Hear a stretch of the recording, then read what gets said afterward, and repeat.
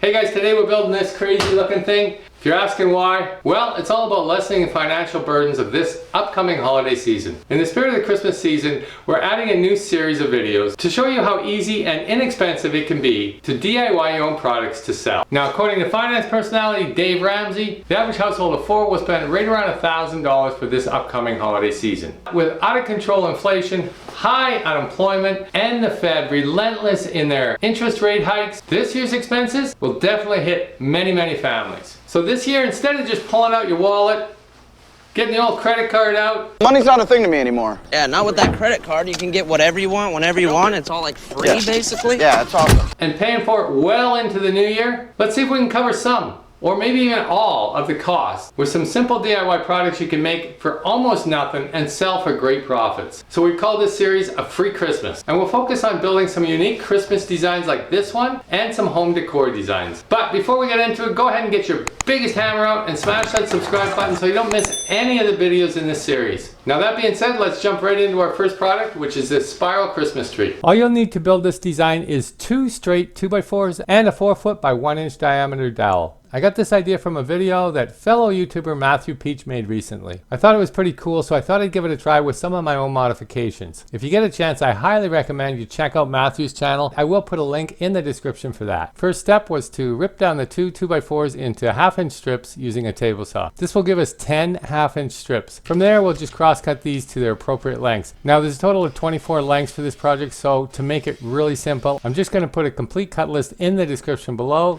and I'll label it A through X. From there, we can lay them out on a flat surface into somewhat of a Christmas tree type looking shape. Now, using a bar clamp is probably the easiest way to help keep this shape so we can mark out the side cuts. With a straight edge, mark a line from top to bottom of each side. And I think if I remember correctly, in Matthew's design, he suggested a 13-degree angle. However, I wanted a much larger base, so I changed it to a 26-degree angle, basically doubling his design. Once I've set the miter saw to 26 degrees, I'll cut 3 to 4 pieces at a time until one side is complete. Then I can rotate the saw to finish off all the cuts for the other side. It's also a really good idea to clean out all the small chunks from around the blade as you go. Trust me, the last thing you want is your blade catching one of those and sending it out at Mach speed.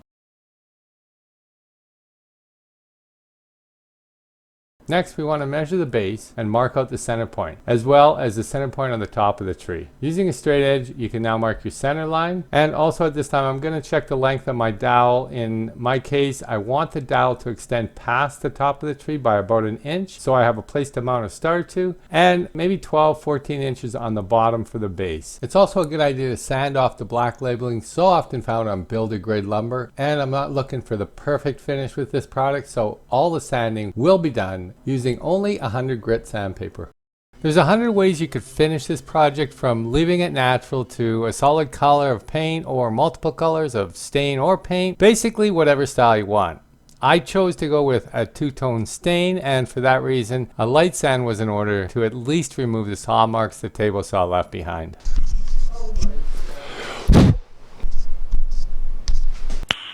Nice. It would be ideal if I had a drill press, which I don't in this shop yet.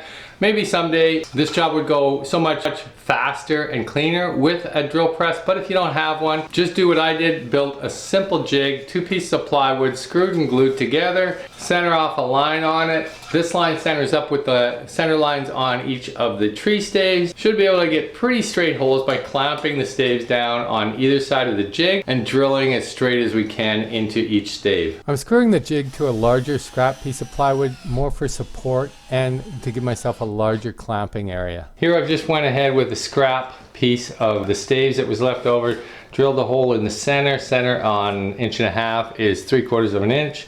Find your center, that'll be our template on top.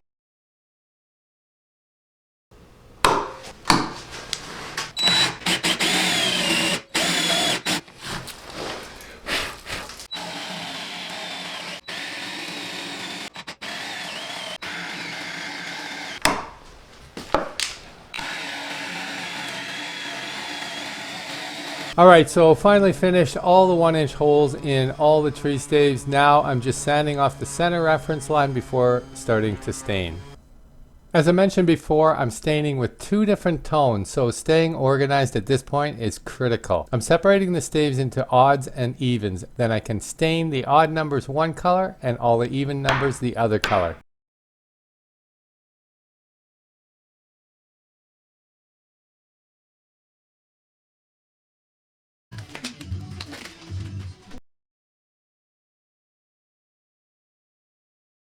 Well, that's 2 hours of my life gone. What else am I supposed to do at 12:30 in the morning? I've got the dark stain out. I'm gonna do the trunk of this tree in the dark as well, the whole dowel. So I will let that all dry up overnight. We got the light and the dark. And I think I'm gonna go catch some Z's and get back at it tomorrow. Don't forget to put your stain rags in a metal bucket if you have one. If you don't have one, get them outside away from your house because these can ignite pretty quickly. They heat up. They've started many a house fires. The base is super simple, made up of 2 14-inch 2x4s with a half lap joint in the middle. There are several ways to do half lap joints. I'm doing this one on my miter saw, which is probably the crudest way, but you can also use your table saw if that's more comfortable for you. Another option for the base would be to use 3 pieces of 2x4s and pocket holes. Just use whatever method feels best for you. Then I can pre-drill and countersink 4 holes, glue it up, and screw it together. And finally, one more 1-inch hole in the base to hold the dowel in place. And now the moment of truth. We can start to put this tree together by sliding the first limb down to its base level, which we marked on the dowel earlier. Pre-drill and use a 1-inch set screw to hold it in place. From there, all there is to do is slide on each limb in the correct order, and in our case, alternating colors.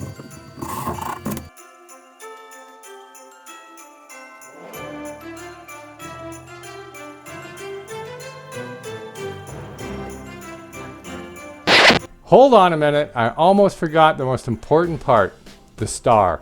Can't have a Christmas tree without a star.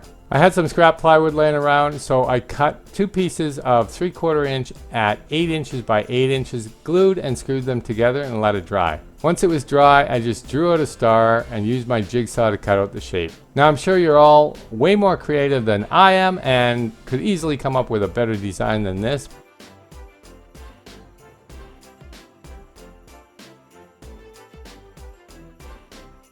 And one thing to think about prior to cutting out the shape, pre-drill the dowel hole first. I screwed this part up and had to cut down one of the points of the star in order to have a flat surface to even start drilling on. But in the end, it all worked out.